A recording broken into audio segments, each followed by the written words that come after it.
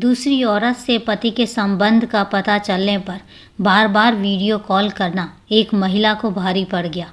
Video call करके live location मांगे जाने से परेशान पति ने हत्या की सुपारी देकर पत्नी का कत्ल करवा दिया। 2 सुपारी किलर ने घर में घुसकर महिला को चाकू से गोद डाला। किस निर्ममता से महिला की हत्या की गई, इसका अंदाज़ा इसी से लगाया जा सकता है कि महिला को एक आध नहीं कुल 17 बार चाकू घोंपा गया। आखिर क्या है इस हत्याकांड की पूरी कहानी, जानने के लिए जानते हैं आज की कहानी को। लेकिन उससे पहले नमस्कार दोस्तों, क्राइम चैनल पर आपका स्वागत करती हूं और उम्मीद करती हूं कि आप लोग सेफ होंगे, सुरक्षित होंगे। दोस्तों, कहानी में आगे बढ़ें उससे पहले यही कहना चाहूँगी कि अगर अभी तक आपने मेरे चैनल को सब्सक्राइब नहीं किया है तो सबसे पहले चैनल को सब्सक्राइब कर लें और इसके साथ ही बेल आइकन ज़रूर प्रेस करें फर्दर नोटिफिकेशन के लिए। और इसके साथ ही कहानी में लास्ट तक बने रहें और कहानी के बारे में आपकी क्या राय है वो कमेंट करके ज़रूर बताएं, क्योंकि आपके कमेंट की मुझे बहुत ज़्यादा ज़रूरत है, आपके सहयोग की मुझे बहुत ज़्यादा ज़रूरत है। और दोस्तों, इसके साथ ही हम एक नया अध्याय शुरू करने जा रहे हैं जिसमें आपके कमेंट्स, आपके बर्थडेज़, आपके एनिवर्सरी, जो भी मुझे कमेंट्स मिलेंगे उन कमेंट्स को हम शॉर्ट्स के माध्यम से आपका जवाब ज़रूर पहुंचाएंगे। तो दोस्तों, कमेंट्स ज़रूर करिए। तो चलिए दोस्तों, आपका समय नहीं लेते हैं और जानते हैं कि आखिर क्या है ये पूरी कहानी। कोई भी महिला इस बात को हरगिज़ बर्दाश्त नहीं कर सकती कि उसके पति की किसी और महिला से संबंध हो। दिल्ली की रीना गुलिया को जब पता चला कि उसके पति नवीन गुलिया का किसी लड़की से चक्कर चल रहा है तब वह उस पर वीडियो कॉलिंग करके नज़र रखने लगी। रीना गुलिया को पिछले 5 महीने से लगने लगा था कि उसकी ग्लैमर और खूबसूरती में कमी आ गई है। वह एक बच्चे की माँ थी और पति नवीन गुलिया कारोबारी था। पति पहले की तरह अब उसकी तारीफ नहीं करता था, ना ही उसको कहीं घुमाने फिराने लेकर जाने की बातें करता था। कनॉट प्लेस में कैंडल डिनर और टूरिस्ट प्लेस के लिए डेटिंग तो बीते ज़माने की बातें हो चुकी थी। हर बात पर उसे डांट फटकार सुनने को मिलती थी। वह उसके प्यार में आई नीरसता और व्यवहार के रूखेपन से चिंतित होने लगी थी। वह समझ नहीं पा रही थी कि इसमें इस तरह का बदलाव क्यों और कैसे आ गया। नवीन के स्वभाव में आए अचानक फ़र्क से रीना का चिंतित होना स्वाभाविक था।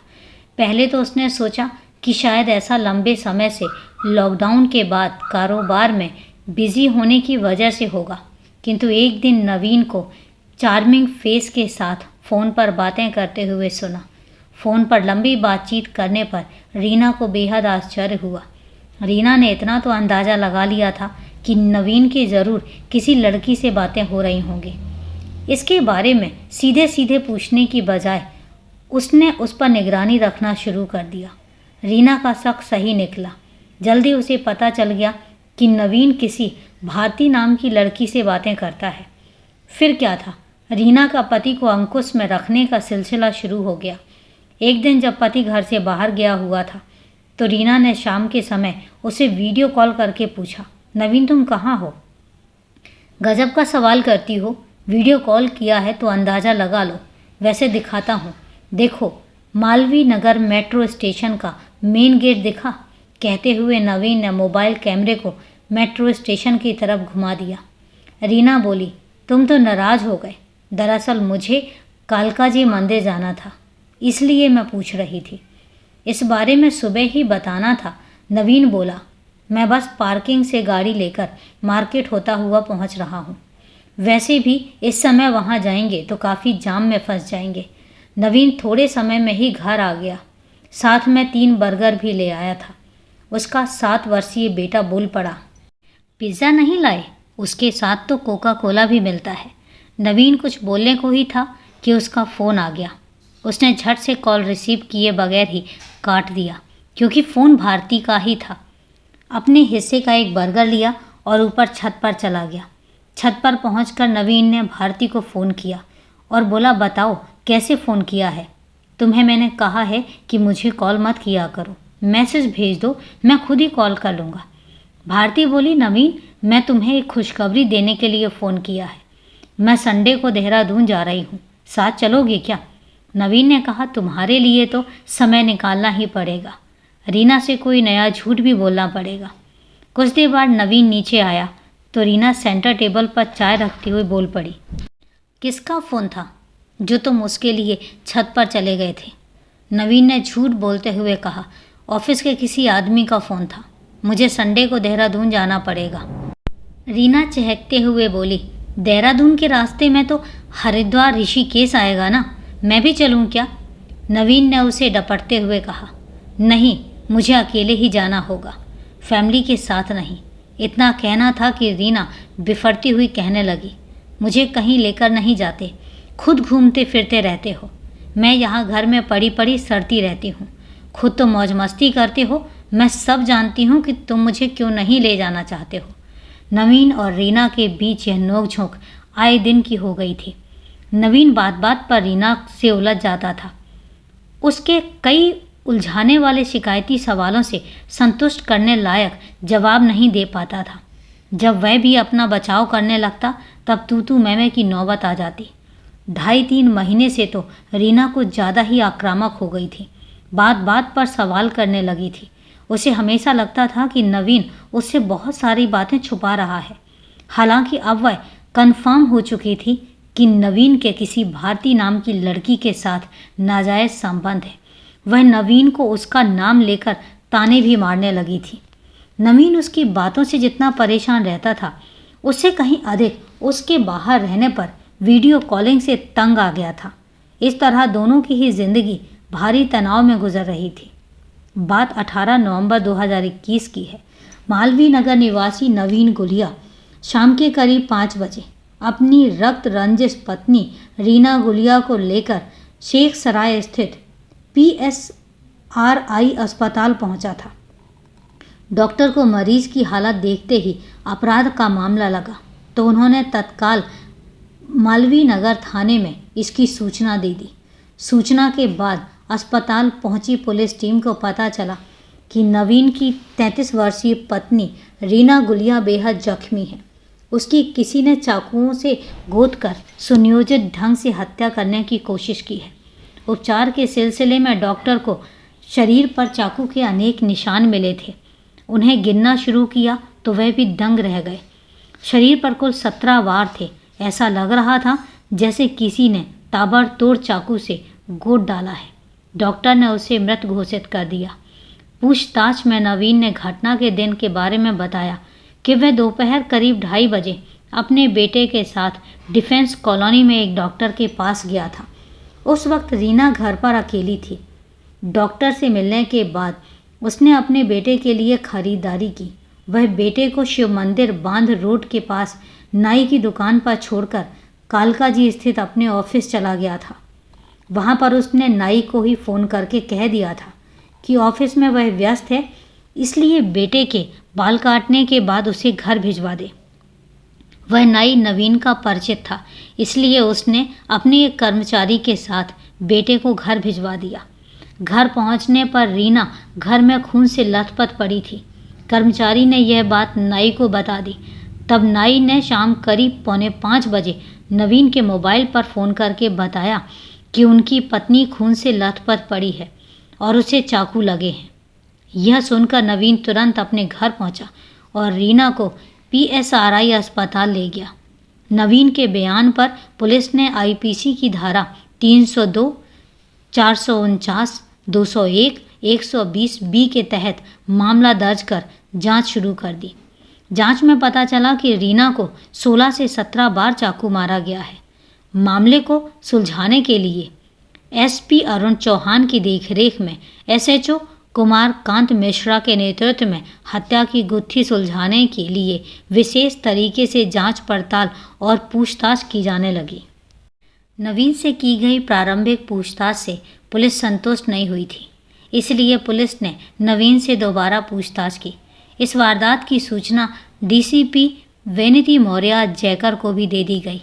तब DCP ने इस वारदात की जांच के लिए थाना प्रभारी कुमार कांत मिश्रा के नेतृत्व में पुलिस टीम बनाई। टीम में इंस्पेक्टर पंकज कुमार, ASI संदीप कुमार को शामिल किया गया। घटनास्थल पर पहुंची पुलिस टीम के साथ नवीन भी था। वह पत्नी की मौत पर विलाप करने लगा था। वहीं उसका बेटा भी मम्मी मम्मी रट लगाकर रोए जा रहा था। पुलिस ने उन्हें ढांढस बंधाते हुए उस दिन की पूरी गतिविधियों की जानकारी ली। इससे पहले ड्राइंग रूम समेत पूरे मकान का मुआवना लिया गया। घर में फर्श पर खून के बड़े बड़े धब्बे दिखाई दिए। उन्हें देखकर कोई भी सहज अंदाजा लगा सकता था कि हत्या की पूरी वारदात ड्राइंग रूम में ही हुई होगी। हत्यारे ने उसे वहां से दूसरे कमरे में या कहीं और भागने का मौका भी नहीं दिया होगा। बाकी कमरों में सब कुछ व्यवस्थित था। लूटपाट जैसी कोई भी बात कहीं से भी नजर नहीं आ रही थी, सिवाय कुछ सामान बिखरने के। पुलिस टीम ने जांच के दौरान सीसीटीवी फुटेज की जांच के अलावा पड़ोसियों से भी पूछताछ की। जांच के दौरान सीसीटीवी की एक फुटेज मिली जिसमें 2 संदिग्ध व्यक्ति रीना के घर में जाते हुए दिखाई पड़े। कुछ देर बाद घर से 3 लोग बाहर आते दिखाई पड़े। इसके अलावा सीसीटीवी फुटेज की जांच करने पर स्कूटी सवार तीनों संदिग्ध व्यक्तियों की पहचान पंपोश इनक्लेव कालकाजी निवासी के तौर पर हुई। जांच के दौरान पुलिस को रीना के पति नवीन पर भी शक और गहरा हो गया। फिर नवीन के मोबाइल नंबर की जांच की गई। उसे पता चला कि वह एक नंबर पर लगातार बातचीत कर रहा था। वह नंबर गोविंदपुरी के रहने वाली एक महिला का निकला। नवीन के मोबाइल फ़ोन को पुलिस अपने कब्जे में ले चुकी थी। उसके नंबर की कॉल डिटेल्स निकाली गई।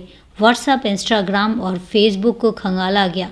उसे पता चला कि वह भारती नाम की महिला से काफ़ी लंबी बातें करता था। भारती के बारे में पूछने पर नवीन ने स्वीकार कर लिया कि 2 साल पहले इंस्टाग्राम पर उसकी भारती से दोस्ती हुई थी। वह गोविंदपुरी की रहने वाली है। दोनों एक दूसरे से प्रेम करते थे। वे दोनों किसी तरह समय निकालकर हर रोज़ एक बार मिल भी लिया करते थे। उनका आपसी प्रेम धीरे धीरे परवान चढ़ चुका था। 2-3 बार दोनों साथ साथ शहर से बाहर भी जा चुके थे।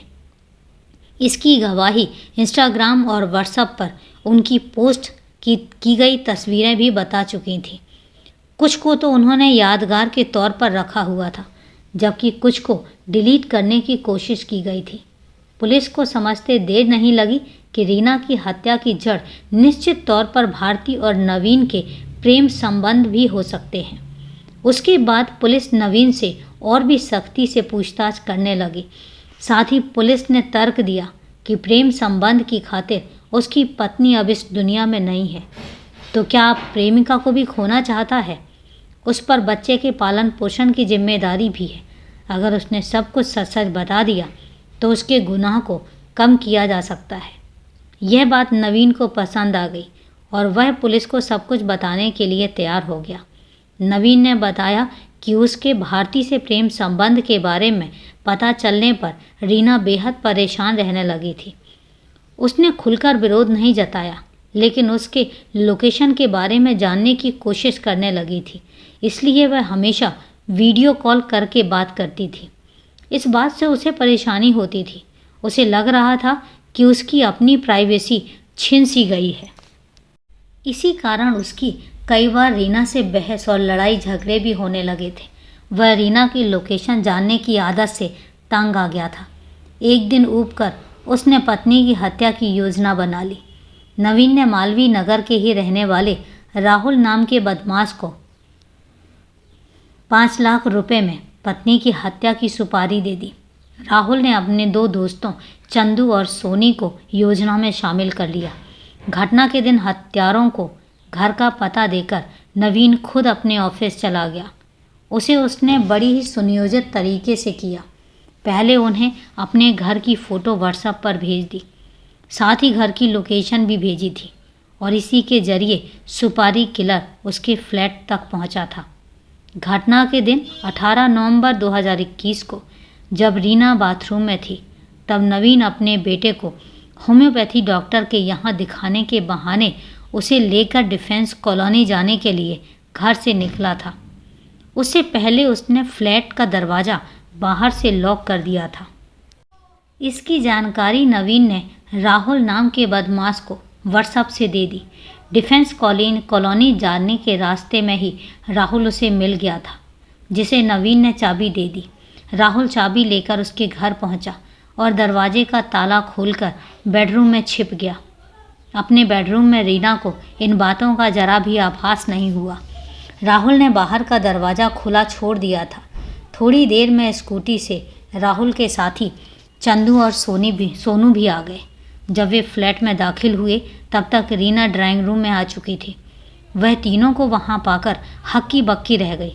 सिर्फ इतना ही पूछ पाई कि तुम लोग नए स्टाफ हो। बदमाशों ने उससे आगे रीना को कुछ बोलने का मौका ही नहीं दिया और ताबड़तोड़ चाकुओं से उसे बुरी तरीके से जख्मी कर दिया। कुछ हमले उसकी गर्दन पर हुए। उसकी सांसें थमने के बाद तीनों स्कूटी पर बैठकर वहाँ से फरार हो गए। इसी दौरान नवीन बेटे को सैलून पर छोड़कर अपने ऑफिस चला गया। वहाँ से नाई ने अपने स्टाफ हरी को सैलून से नवीन के बेटे को घर पहुँचाने के लिए भेज दिया।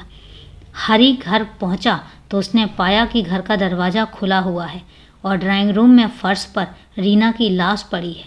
बाद में जब नवीन घर पहुँचा तो वह पत्नी को इलाज के लिए अस्पताल ले गया। इस हत्याकांड का खुलासा हो चुका था। नवीन की निशानदेही पर 3 हत्यारोपियों की गिरफ्तारी भी हो चुकी थी। नवीन को भी हिरासत में ले लिया गया था। हत्या में इस्तेमाल चाकू व वारदात में इस्तेमाल स्कूटी बरामद कर ली थी। राहुल के पास से सुपारी के लिए दिए गए 50,000 रुपये भी बरामद हो गए थे। गिरफ्तार आरोपियों मालवीय नगर निवासी नवीन कुमार गुलिया, सोनू और राहुल को पुलिस ने गिरफ्तार कर कोर्ट में पेश किया, जहां से उन्हें जेल भेज दिया गया। तो ये है दोस्तों एक दर्दनाक हत्याकांड की पूरी कहानी को लास्ट तक सुनने के लिए आपका तहे दिल से धन्यवाद। कहानी के बारे में आपकी क्या राय है कमेंट करके ज़रूर बताएं। तो चले दोस्तों आज के लिए इतना ही। कल मिलते हैं फिर एक नई सच्ची घटना में, नई क्राइम की कहानी में। तब तक के लिए नमस्कार, जय हिंद। सेफ रहें, सुरक्षित रहें।